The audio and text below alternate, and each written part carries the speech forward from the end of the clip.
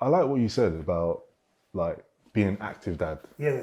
Because this is just speaking from experience and speaking to and learning and just kind of learning how people are or just listening to different female perspectives is not a lot of people are active.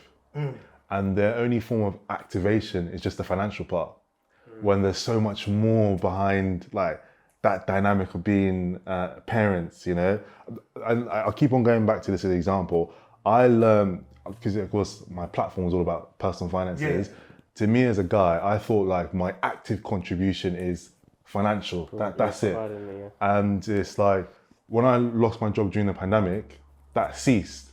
And like I remember like I always ask my wife like, what was I doing like when she was doing a few bits and pieces? What was I doing? Because I thought I couldn't add any value to the relationship because I wasn't bringing any money. So it's like, I'm not speaking for everyone, but I feel for some guys it's like, okay, as long as I'm building the money in, that's fine. I don't really need to get involved in other bits and pieces. But I learned during that period that there's so much more like, okay, even if it's just helping around in the household a bit more, like, okay, doing the bottles, like, don't wait until as a woman I tell you to do something before you do it. So because of that, I don't know, sometimes I think if people give me my flowers or say, oh, I just say, okay, cool.